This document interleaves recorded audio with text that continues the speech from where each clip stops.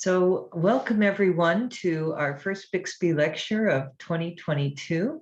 And and my name is Paula Tavro. I'm the director of the Bixby program, for those of you who I haven't met. Frankie Guevara is our Bixby program assistant. And we're both really delighted to have Brian Nguyen with us today. Dr. Nguyen joined the University of Southern California's Department of Obstetrics and Gynecology in 2016, following the completion of a fellowship in family planning and contraceptive research at the University of Chicago. He currently is an assistant program director for the fellowship in complex family planning at USC. Throughout his clinical and research training, he has sustained an interest in understanding how men are influenced and can influence women's reproductive health. So this is a very timely topic, and I'm very happy to have him with us. So the format, it will be that he will make his presentation. If there is a point of clarification during that presentation, you're welcome to raise your hand and we can call on you. But if not, then we'll just go to the end. He's also asking if people can let him know in the chat who you are, where you're coming from, or it looks to me that we have mostly students in the audience, but I'm sure there's others as well here. So it looks like mostly graduate students. But I see someone is saying they're OBGYN as well. So, now I will turn it over to Brian and take it away. All right, everyone. Thanks for having me. Yeah, I just want to make sure I adjust the talk to make sure that it's easily understood by the audience here. And if at some point someone has questions, please stop me. I mean, Frankie, I'm not going to be able to see the chat while I'm presenting. So if someone's raising their hand, just go ahead and stop me. I wanted to make sure that I make this like a very interactive conversation, because the idea is that this is, to me, a very thought-provoking topic. And I think people should kind of insert their own experiences, perspectives, and anecdotes as well. So again, Paula, thank you for the introduction. The presentation I'm giving you here is called Emerge, or Expanding Male Engagement in Reproductive and Gender Equity. Emerge is an acronym for this lab or think tank that I've created that aims to kind of bring together all of the research that I'm doing that helps to build out an argument for including men. I do like to point out the little icon that I use here, which is a set of 4 seahorses, and seahorses are the only animal where the male carries a pregnancy, and I think that's kind of profound. So with that, I'm going to go on ahead here. So a couple of acknowledgements first. I will be using the word men and male quite a bit in this talk, and it's a response to that identification of sexual and reproductive health as women's health. So we use women's health so much, and we've kind of together, but I do not want that to be exclusive. And so examples of and research highlighting men and males are not to the exclusion of non-binary individuals. And this talk will scrutinize patriarchal power structures and dominant masculinity. And I want to make sure that people know that these traits need not be linked to cisgender heterosexual men. I have no financial conflicts of interest related to this topic. I am an OBGYN. I don't see any male patients, but I do take care of their loved ones. And I do believe that men learn a lot from these women, and men use what they learn or what they don't learn to influence society. And so this right here is a figure that provides a little breakdown of the gender distribution of the 100th US Congress. And what you'll notice is that the representation of women is about 27%, 24% in the House of Representatives and the Senate, respectively, which is a small proportion compared to the proportion of women in the United States in general, at 51.1%. So you have to ask yourself, right, how well are these men representing the needs of women? For those of you who are following abortion politics right now, there are a lot of laws that are encroaching upon women's rights to abortion and choice. And then that has to be fixed. And the only way that we can fix this is via increasing representation of women in Congress, or sensitizing more men to the experience of women. Given that I am not a politician, nor do I have a degree in public policy, I've decided to elect on the latter, which is how can I better affect or influence men's perceptions of sexual and reproductive health, what their responsibility is, and that's going to be the focus of this talk today. So if you leave this talk with nothing else, I want you to know that sexual and reproductive health is not just a woman's issue, it is everyone's issue. So if it is everyone's issue, why don't men seem to care more? And I applied a social ecological framework to this that I'll kind of explain here. At the individual level, men don't experience the physical burden of pregnancy, and so it's a convenient excuse that they don't need to care. At an interpersonal level, some men will lack external pressures. They have no role models or educators who will call them out on issues of gender equity. From an organizational or community standpoint, there's masculinity and how masculinity kind of influences men to avoid or reject feminine roles. There's also a socialized neglect of men as well. From a public policy standpoint, I kind of alluded to this regarding Congress, but there are patriarchal structures that unknowingly or knowingly benefit men and shift the burden of reproductive responsibility onto women. So some examples of that, may include, where we are at in contraception, the number of contraceptives that are available to women, but not men. So, when I give this talk to OBGYNs, I give a little OBGY men tip, which is that not engaging men in the clinical setting is a missed opportunity for normalizing and reinforcing men's reproductive role and responsibility. So the idea there is that with so many other spheres in which men are not told that they need to care, or that it is their responsibility, when I see a male partner who's next to his female partner, it is my job to make sure that he's engaged, to tell him about the ways in which he can help and do better. How do we make men care more? We make it personal. And so this is a kind of a fun example here. So, this character in the slide here is Ted Cruz, who's made it very much known that he is anti-abortion. And in stating this, there was another legislator who proposed that, why don't we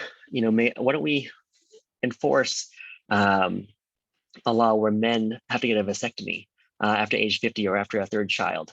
And what we find here is that Ted Cruz responds against her and says, the government shouldn't be telling men what to do with their bodies, which is in staunch opposition to his views about abortion.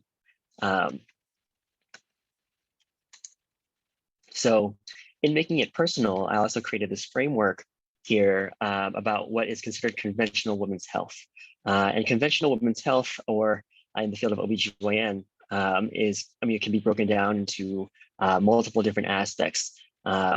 Obstetrics, which is the care of pregnant women, gynecology, MFM or high-risk obstetrics, gynecologic oncology, REI or infertility, urogynecology, family planning, and medical education.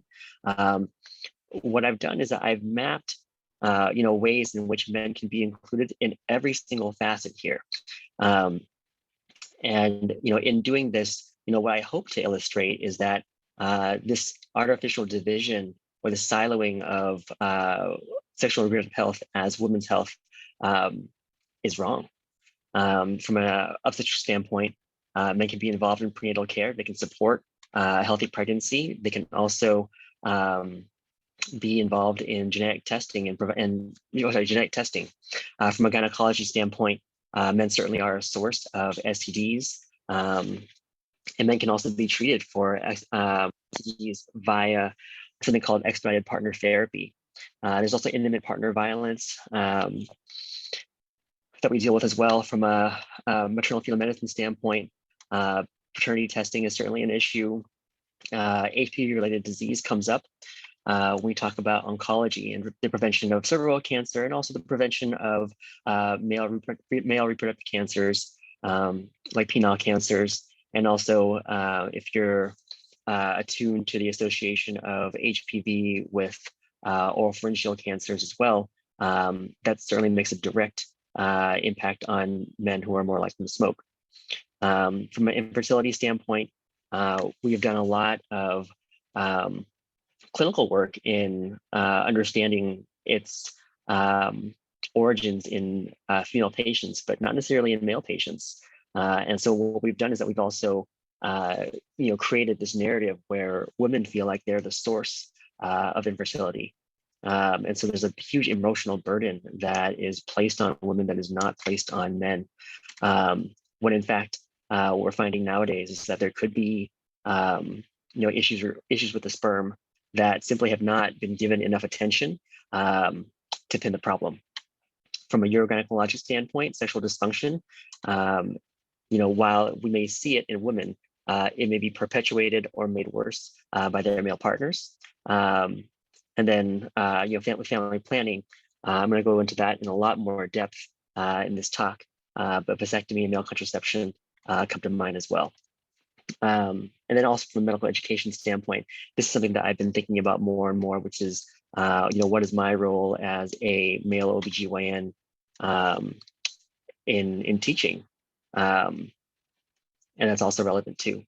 So in terms of the way I'm going to structure this talk, I am going to focus a lot more on family planning because that's part of my training, and there's just so much there. For anyone who has interest in other topics or wants me to expand on that, feel free to invite me for maybe another talk. So in general, this call for OBGYN men, or a call for reproductive health providers who are more cognizant of all of these ways that men can be involved. I'm wondering, are there any other providers out there besides OBGYNs who might really get involved? And so when I think about providers of sexual and reproductive health, I think about STD clinics, urologists, primary care physicians. And what I find is that there are limitations in what they can do. In the setting of STD clinics, there are limited screening and treatment options at these clinics. And then urologists, based upon their training, they're more procedural and they're more interested in surgery. And so for the behavioral aspect that is critical to SRH is not necessarily something that is prioritized by them. And then with primary care, the primary care physicians do treat men, but many of them discuss limited training or feel uncomfortable providing comprehensive sexual and reproductive health services. So the point is that there's no provider analog for men who comprehensively fulfills the role of OBGYNs and SRH providers for women. And that creates a huge disparity. What about pediatricians? One of the reasons why I focus, there's a question in the chat by Elena. Sure. She says, do males also receive the HPV vaccine? Great question. They certainly do. And what's interesting about the HPV vaccine is that when the HPV vaccine was first approved, it was approved for young girls only. It wasn't until more recently that it was approved for men, and even then, men faced issues with getting insurance coverage for the HPV vaccine too. So a lot of misperceptions about who the HPV vaccine is good for still persist because of this lag in allowing men to receive the HPV vaccine. Great question. And then certainly applies also to pediatricians here. So when it comes to pediatricians, I think that they have a huge role in influencing young adolescent men, because once young men transition into adults, they rarely see physicians. So this is that one moment when they can be potentially influenced. And what we find is that even in the pediatric setting, people still are not counseled by SRH. And these are just a couple of papers from the Journal of Adolescent Health that help to just kind of corroborate that point. Young males, SRH care is routinely overlooked by primary care providers and pediatricians. And then, from a structural standpoint, some of us are familiar with the Affordable Care Act. Very happy about what it's provided for women. What it's done is that it has taken all of the preventative recommendations from the Institute of Medicine and made them accessible to women by making them cost-free. So all FDA-approved contraceptives, sterilization, and patient counseling for women with reproductive capacity are provided. However, the guidelines exclude services for men specifically. And then also, what's interesting here too is that ABOG, which is my professional organization, released a statement back in 2013 that says, to remain certified by ABOG, the care of male patients is prohibited except in the following circumstances: active government service, emergency services, evaluation of fertility, evaluation of genetics, expedited partner treatment of STDs, vaccines, transgender conditions, family planning, not to include vasectomy. And so the idea here is that even though OBGYNs are primary care providers who can provide numerous services, if they were not allowed to take care of men. Fortunately, the American Board of OBGYNs reversed the statement to allow OBGYNs to do this. But that was an afterthought after multiple people, including myself, reiterated that an OBGYN can be very instrumental to the male partner. So, one of the reasons why men are excluded from a structural level is this argument about limited resources. If women are already lacking in healthcare, why should we use money to treat men when our focus is on women? And then multiple nonprofits and NGOs have supported this idea that the complete care of women's sexual and reproductive health requires gender equity.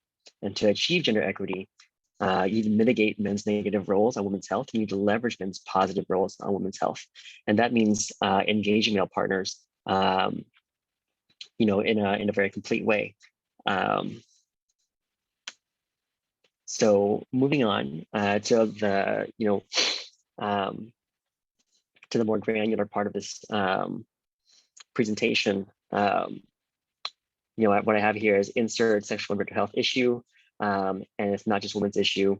We can talk about some of them. So I'm going to focus more on family planning here. Family planning, a case for male engagement. So the figure on the top left side here gives you a portion of unintended pregnancy, which has been going down. But what you can see here is that even after about 30 years of progress, the rate of unplanned pregnancy still remains quite high. The decrease is attributed to contraceptive uptake and long-acting reversible contraception like IUDs and implants. But at the same time, what we know is that it's not enough. Birth control methods are still not used in greater than 50% of unintended pregnancies. And then what we find too is that even in some studies where birth control is given free and individuals are given like very comprehensive counseling about contraception, people still choose less effective methods like condoms at a significant proportion, about 1/3. And so the idea here is that men experience unplanned pregnancy as well. It's not just something that women experience alone. Nearly 50% of couples desiring to avoid pregnancy will use male-controlled methods. So that's like condoms, withdrawal, and these are all methods that have like a fairly high failure rate. And so you have to wonder to yourself, why do couples use methods that are perhaps not as effective? You can make an argument about men's or female methods not being acceptable, but also if that's the case, right, what are men contributing to this discussion of what contraception we should be using? The data at the bottom here comes from the National Survey of Family Growth.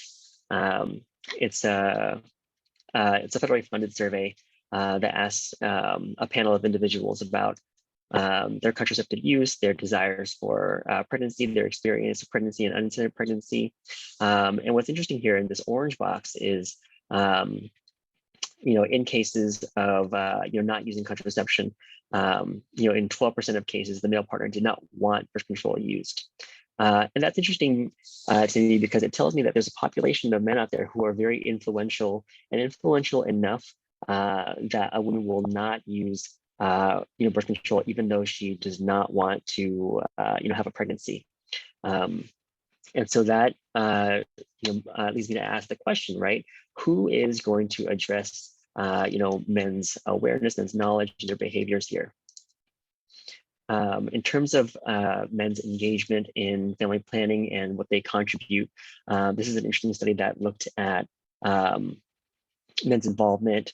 And if you look down here, we're looking at effective contraceptive use here, right? So, when on the left side here, when a woman perceives that her partner is in favor of her using birth control, she's twice as likely to use an effective method of contraception. What's also interesting here, though, is that if the male partner's role in contraceptive decision-making is high, then she might be less likely to use effective birth control. And what that tells us is that there could be some kind of duality here in men's involvement. And so, when you think of that duality, what's going on here? So, this is a survey that was conducted about the role of male partners in women's contraceptive services. And if you look at table 1, you'll find that 40% of this cross section of 2,000 women help pay for birth control. They drove them to the appointments, and they went into the rooms to talk to the doctors as well. So it tells you that there's an instrumental level of support that men provide. But then also, there's also a substantial number of individuals who interfere with contraceptive use as well. And that can be concerning, right? And so in terms of in asking these questions about why men are involved or why men are not involved, some qualitative interviews with men have kind of given us a window into how men think about their roles. And as you can see here, it's her decision. I would like if you were on birth control or whatever, but ultimately I think it's her decision. So even though men have an opinion about what should be happening and should be ongoing, they also sometimes do not feel the agency, or they also know that they are not able to encroach on what they believe to be a woman's domain. Why they don't think they can have a conversation about it? Well, that comes down to the question of is it are those narratives of how to have a conversation about contraception, is that modeled for men? One of the arguments about male engagement that I also point out here is that we can't blame men if we don't do our part to teach them any better. And that's also the case if we don't give them better options as well. And so I'm going to go through some of the options that men currently have for contraception here. And so first off is condom conversations. They're complicated. What we find is that, when men first begin having sex here, nearly half of men report that they didn't use a condom. And then even when men don't want to have a pregnancy, a good proportion of them here, like nearly half, right, believe that there is some likelihood that they might have intercourse without using any kind of contraception, and that should be concerning. in so many ways, men can have condom failure here. Men often think about condom breakage or forgetting a condom, but if men are not checking the condom for damage prior, if they're not squeezing the air out of the tip of the condom before putting it on, it can lead to a lot of errors too. And so it's a little bit more complicated than people think. And so where are men getting this education? Condom conversations for couples. This is an interesting study where individuals placed condoms on, and they had to interpret whether or not it was a rushed application. And what they found was that if a condom was applied in a rushed way, there's a higher likelihood of breakage, slippage, incomplete use, or leakage. And so the point is that there needs to be someone who's encouraging condom comfort, negotiation, discussion, and practice. And these are all socialized behaviors that I don't know where men are going to get this unless they've had some kind of practice. Talking about more disparities in the provision of family planning for men, we can talk about emergency contraception. And so emergency contraception was approved back in May of 1999. And then in August 24th of 2006, the FDA statement came out saying that it was an over-the-counter option for women aged 18 and older. And that was changed later on to consumers aged 18 years or older. And the recognition there was that some individuals were not selling to men because of the word women. And what that means to say is that there are implicit biases about what men are going to do if they get their hands on emergency contraception. Are they going to force women to use it? What's going on here? And that speaks to implicit biases about who men are. Are we characterizing them as sexual predators? Or are we characterizing them as potential partners? I think it's important for us to acknowledge these biases. So this is also a screen capture from the FDA website, and what you see here is that even in 2009, 3 years later, it still says women here, and it says market to women as well, as if men would not be interested or wanted to know about this option. Back when I was in medical school, I did a survey of this phenomenon of are men buying EC. And what I did find is that pharmacists were refusing to sell EC to men, and that they often believe that men never really or rarely buy EC, even though more than half at some point provided EC to a male. Other groups have also repeated this kind of study, and they found that a young man has about 1 in 5 chance of not having EC available to him. And then among sites where EC couldn't be obtained, some of the barriers that men faced was that a female partner was not with him and did not have ID at the time of purchase. I repeated the study in Los Angeles, and these are some preliminary findings that haven't been published yet. But what we find here is that between pharmacists, pharmacy techs, and then retail providers, it was actually pharmacists who believed that men rarely bought EC. So it speaks to this idea that retailers are the ones who are engaging with customers more often for an over-the-counter product, and therefore are likely seeing that men are actually buying. Thinking about permanent contraception. So permanent contraception is a word that I use instead of sterilization, because sterilization has some negative connotations here. And so I do encourage that we should use the word permanent contraception more than sterilization. But the question comes up of, in choosing between, men versus women, who is going to be the one who receives the operation? Is it men or women? And what we find here, based upon more National Survey of Family Growth data, is that tubal ligation is used so much more often than vasectomy at basically every single age group, despite the fact that vasectomy is more effective, safer, and less expensive than female sterilization, but also it's just less common. I do like to dispel myths about vasectomy here.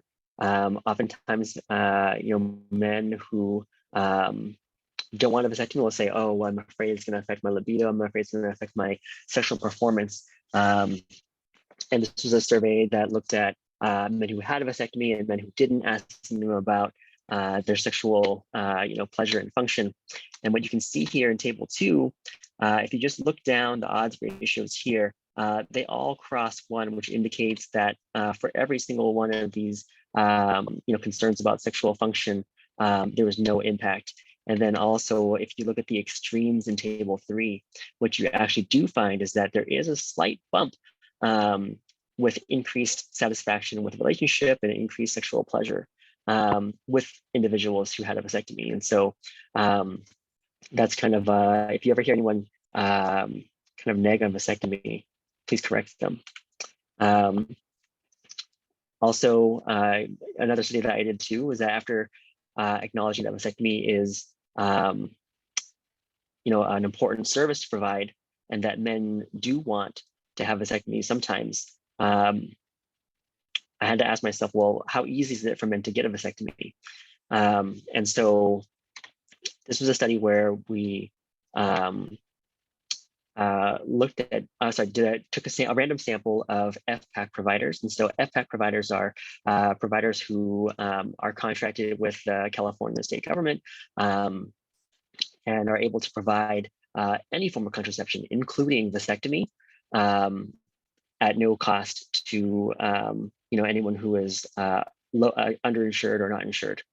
And what we find here, well, look at table 2 first. If you look at number 19 and 20, the FP column here is FPAC providers, and then the PP column here is Planned Parenthood. And so vasectomy is very hard to find, and it's even harder to find among FPAC providers, even though they can be fully reimbursed and compensated for providing the service. And then throughout California, the beige and the red counties here are areas where you cannot find a SRH provider, and the little yellow markers here are places where you can get a vasectomy, or there's a vasectomy provider, and you can and what you find is that rural individuals are the ones who are hit hardest. So other reasons why men can't get vasectomies, and again, just to reiterate here, the goal is to show you that the reason why men are not getting vasectomies is not just because men don't want them. It's easy to pin it on men, and men saying, oh, or individuals saying, oh, men are wimps or whatever else. There's more to it. And in this work here, what I aim to show after the lack of providers is that we can increase the number of providers by training family planning specialists to provide vasectomy, and they want to do it. However, who's going to train them? And so this is a survey that I worked on with a medical student and a former fellow, where we went to the American Urological Association conference, and we asked urologists, would you train an OBGYN? Would you train a family medicine provider? And what you find here is that there's a stark difference here. They're willing to train their own, but not others. And there's concerns about competing educational opportunities, insufficient volume to incompetence, and a lack of familiarity with the anatomy. Which is unfortunate, because OBGYNs, it'd be so convenient for an OBGYN to, encounter a male partner after, after the delivery of his last child, and I say, well, do you want a vasectomy? I could potentially provide that for you. And then thinking about couples counseling. So, when, this is a study where couples were brought together in an abortion. And what we find is that male partners actually wanted contraceptive counseling more often than women did. You can see here in this qualitative comment right here, male partners wanted to kind of reinforce this idea of the need for contraception. Now, could that be interpreted as somewhat coercive or kind of putting the burden on women? Quite possibly. But the type of counseling that men should be provided was not necessarily part of the scope of this study. Ultimately engaging men as male partners and family planners, how do you do it? There are lots of programs and interventions that have been implemented and reviewed across the US. And one of the problems is that the narrative that's included in these programs is that they primarily view women as the contraceptive users and men as supports. Instead, what they should be doing is that they should be telling men to play a more active role as opposed to a more supportive role. And that's something that we're not seeing enough of. And so, in this statement, what they published was 10 key considerations in programming for men as family planning users, directly addressing gender norms, meeting men's needs while respecting women's autonomy. These are more like active interventions on men. And so this is what I'm, hoping to see in the future. And then lastly, in this little box right here, is this idea of creating more contraceptive options for men. And to me, that's kind of what I zeroed in on as my area of focus amidst this entire umbrella of male engagement. Because when I think about the tangible things that men can do or are going to make men think about what their responsibility is, it's going to be contraception. And so that brings me to the next segment of this talk, which is male contraception. What's the holdup? And so just to reiterate, in my other hat, besides being an OBGYN, is I am a sub-investigator for male contraceptive clinical trials. We have active trials that are ongoing in our site at Torrance or Harvard UCLA. And they're really promising. I hope to show you that. So there are numerous trials that suggest that male hormonal contraceptives are safe, effective, and they're not too far away from being ready for market. There are behavioral barriers that prevent male contraception from being a reality, and that's inadequate investment, market undervaluation, and there's also implicit bias about men's uptake. Just to give a little more context, actually. Men, like research on male birth control started not long after research on female contraception. So, female contraception was researched in the 60s. Male contraceptive research began in the 70s. And you can see the disparity in the pace of technological development since then. There are all these questions about men's intentions as pertains to male contraception. Would men use it? Would women trust them?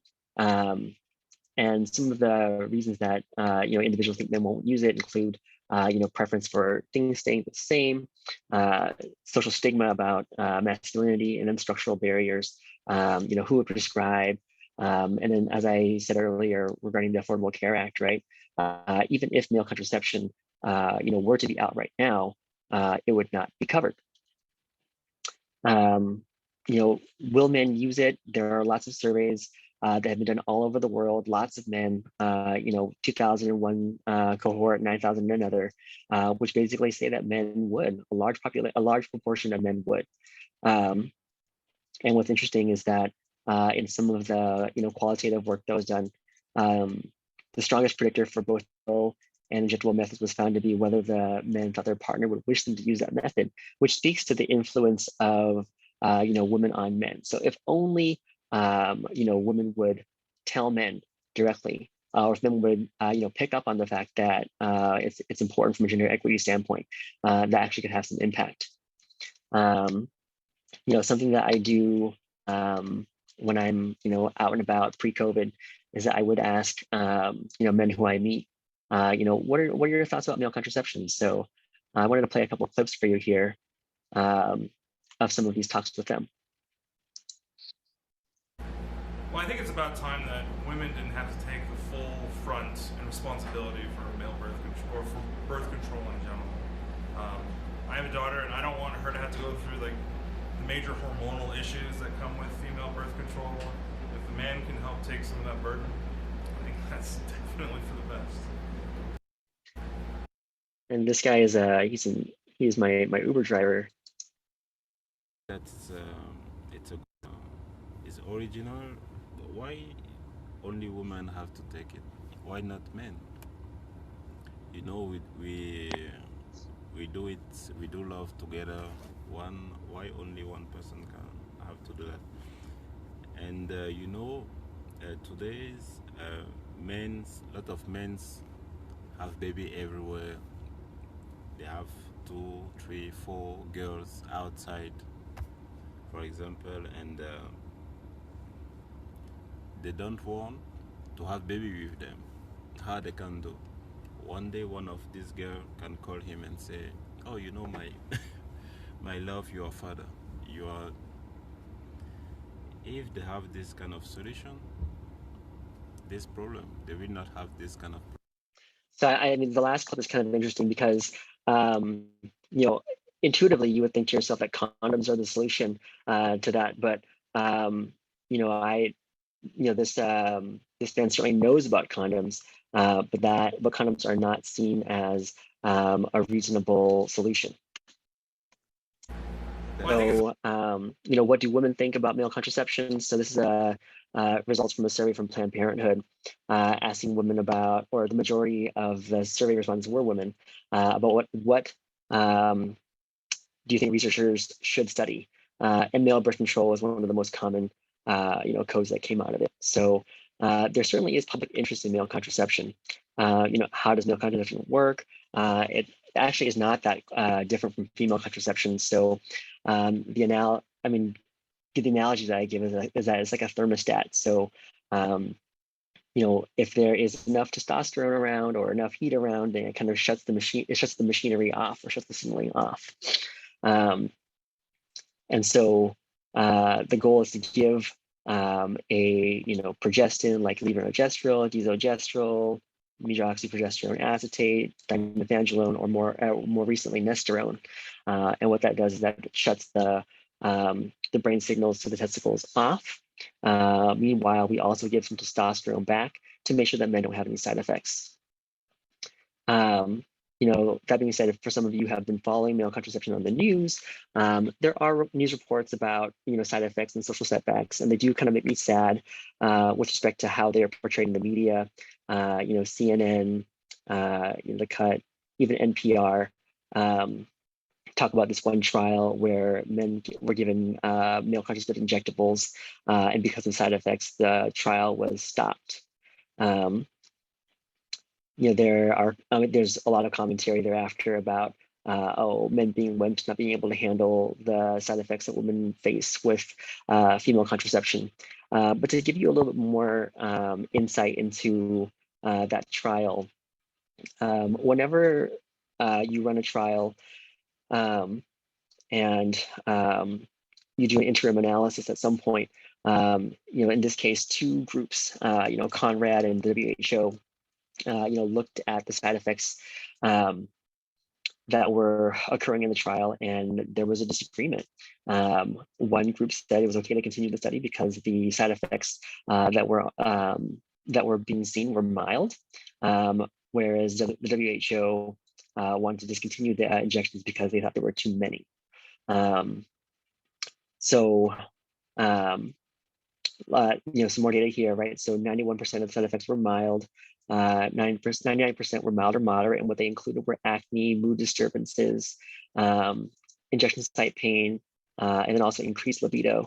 There was 1 suicide and then 1 attempt. But what's important to know is that there was no placebo group, and so we don't necessarily know if it was because of the drug or something else. What's most interesting, though, about this trial is that when asking individuals, even after they stopped the trial, And so the columns here are like suppression phase, efficacy phase, and then recovery phase. So the recovery phase is after they know that the trial was stopped.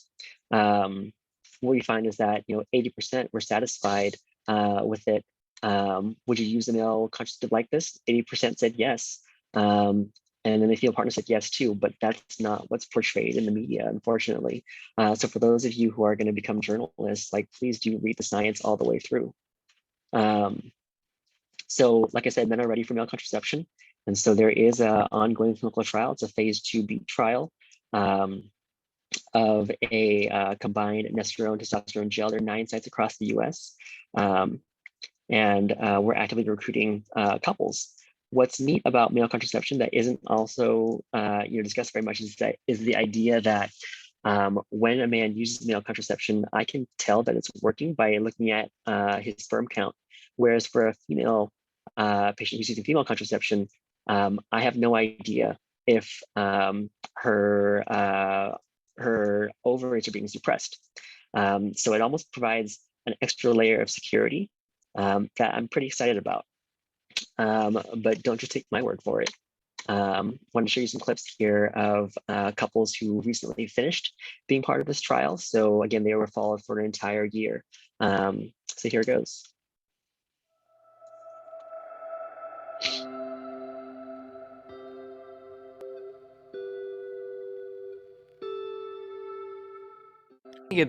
I think it's better than condoms. More effective, and no one really likes condoms.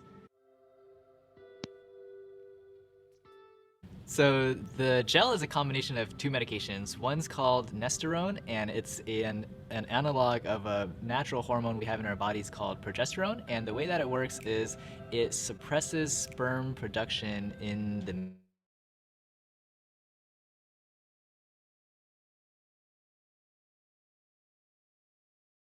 male or in the testicles. And when it does that, the testicles aren't doing their normal job, which is to produce testosterone for you, which you have in your body normally. So the second medicine in the gel is testosterone to kind of replace in your body what it's not normally producing. So those are the 2 ways that the medicine works. We already have progesterone type medication.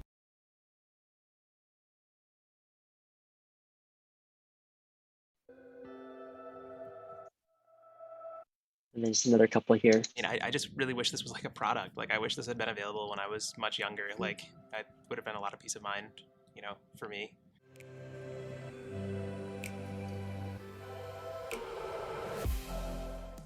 People usually start out skeptical, but by the time he's done explaining and we're talking about it, everybody's like, how do we get this? And I take one squirt of it and put it on one shoulder, and then another squirt and put it on the other shoulder, and that's it. Record the time in the log and call it a day. I would say that this gel is very kind. Like there are no side effects whatsoever. You just put it on and forget about it. So that makes it very easy to do. He's not the best at remembering to take the pill every day, and that always sketched me out. So it's really nice to have the responsibility in my court because I know I'll do it. You know what I mean? Why should women, always be the one who has to take care of birth control when it can be both ways? So I thought that was a really neat idea. I'm thinking of 2 different reasons why I think it's, everybody should try it. Is one, like I said earlier, there's hardly any side effects from what I've seen.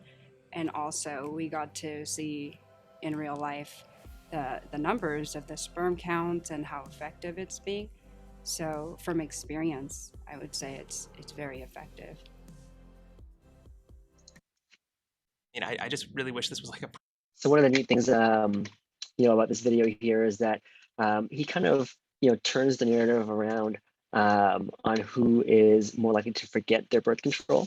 So there's always this these narratives about men probably forgetting, but we don't always ask men about how they feel about their female partners using contraception. And what we find is that among some men, there are just as many concerns. So, for those of you who are more interested in male contraception or want to spread the word, please, head to our website, malecontraception.center, or follow us on Instagram. We're actively looking for, for couples. And then, like I said before, there's the phase 2B trial. The phase 3 trial is coming up probably next year, where we're going to expand the number of individuals who are recruiting as well. So super excited about that. I know that it's 4:52, so I don't have much time left. I do have an entire section here about, abortion and men's roles in abortion, and how, as opposed to, men being coercive, they're actually supportive. So we can save that for another time. But I do want to reiterate here that we often talk about how abortion affects women, but it also affects men. And the way it affects men is that men are beneficiaries of abortion. This is a very interesting study where they use the an adolescent longitudinal study looking at how young men fared after having an abortion versus not. And what they find is that men whose partners have an abortion are more likely to be college graduates, get post-high school education. And so the implications for men are huge. And it's so important for men to acknowledge and be public about what they gain from abortion. I think that's the only way that we're going to be able to protect abortion, is if men are more vocal about them being partners and how it's affected them. It's not just a woman's issue, it's everyone's issue. So with that, expanding beyond family planning, we could have talked about expedited partner therapy and STDs. We could have talked about paternal age, but these are things that we'll have to leave for next time, or things that you can research to expand this field. So I highly encourage it. With that being said, I'll take any questions, comments, or interest in collaboration. Great, thank you so much, Brian. You covered an enormous amount in a short time. And for those people who arrived a little late, we are recording this, so we will be putting it on our Bixby website so that you can watch the entire program. So now we do have time for some questions or comments. I think Laura wrote a comment in the chat. Would you like to read that out or state it? Me, sorry. Yeah, I just wanted to emphasize that, particularly for men with disabilities. I mean, first of all, I'm so glad this talk is happening, and I'm so excited to see this research, and I will spread the word about the clinical trial. So thank you for that. But just to emphasize that, yeah, particularly for men with disabilities, their sexuality is often extremely problematized. And sort of seen as just a problem that needs to be handled. And so they are another key population for engaging in sexuality education and other engagement early on, so that we're not just dealing with sexually abusive behavior and wondering where it's coming from. So just wanted to flag that. Thank you. Absolutely. Super informative. Thank you. Thank you. I see in the chat, Kathy has asked, could we also get access to the slides? So we'll have the recording and hopefully the slides as well, so that part. I know a lot of people are very interested in abortion, and so they can read through those slides on their own. Actually, Brian, I did want to ask a question of you. In our current climate, where abortion now is possibly on the chopping block, I'm just wondering, do you think that that's going to affect some of this work about male contraception? Because if there isn't abortion available, if contraception fails, there's just so many issues there. And I just wanted to know if you could comment just briefly on that. Yeah, I think one of the issues that there's quite a disconnect between contraception and abortion. The idea of contraception failing and that leading to an unintended pregnancy, that is not necessarily in the forefront of the minds of individuals who are making decisions about the legality of abortion. Typically the narratives are about someone who is like irresponsible, and that's a huge problem that we're grappling with. I think it's for Right. that reason that it's important that more of these narratives about failed contraception or people who need or the inequities of contraception that lead to using less effective methods, those needs to be presented in the forefront as well. Yeah. Alina. Hi, thank you for the lecture. It was very informative. I just wanted to ask about, is there going to be a push for men to be at abortion clinics to also be in that conversation? Because I know the norm is for females to go into that room alone, or that's what we most often see. Yeah, and what the reason why you see that is that there's what we know is that intimate partner violence is also more common among individuals who are obtaining abortions. Coercion is a big issue as well, and so the easiest thing to do is to exclude men from that space, as opposed to putting in the resources to screen the couple and ask if the male partner wants to be involved. And so you're asking a good question. Ideally, what it would be screening. And one of the studies I actually have kind of in my plans is to do a survey of abortion clinics to better understand what their policies are. Awesome, thank you. Mm-hmm. Other questions? There are a couple questions in the chat. The first one was by Ushma. She had asked, how easy or difficult has it been to get funding for research on male family planning methods, or particularly clinical trials? Yeah, so at this point, the only funder for male contraceptive research is federal. So it's the NICHD. The Gates Foundation was funding some of it in the maybe about 2 decades ago. There was one pharmaceutical group called Organon that was also helping to fund it too, but they've since pulled out. No pun intended. And then there's one more question. Those will be the last one since it's 4:59. Sure. How do you think they can be better prepared to engage in conversations and practices of contraceptive use? So can you ask the question again? Let me read the entire comment, but they say, thank you very much for this informative presentation. I know this talk was about men, but I wanted to ask your perspective on the role of boys and adolescent males in SRH. How do you think they can be better prepared to engage in conversations and practices of contraceptive use? Yeah, I mean, there's an entire body of work about sex education, teachers, and how sometimes men young men, young women are separated for the education, and it makes it seem as if understanding female contraceptive methods aren't important for young men, but actually it's the exact opposite, right? Men should be aware so that they can advocate for the use of other methods or more effective methods when they find that their partners are having difficulty with their own method, among other reasons. So that's a challenge to those working in sexuality education, how to really involve the males in that kind of dialogue. Well, anyway, I think we just have to end here. So thank you so much. This was just a wonderful, wonderful talk. And I know that everyone is very appreciative. Could you put your email address into the chat in case there might be people who do want to follow up with you? Yeah, absolutely. Great. And I do want to thank everyone for taking the time to be here with us, and hope that you'll attend future Bixby lectures as well. And so there, Brian has put his, I think his Twitter account is there, or is that it's our USC Family Planning Instagram. Okay, great. It's informative. You learn things. Okay, terrific. All right. Well, thanks. Thank you. Thank you so much again, and we'll end it here.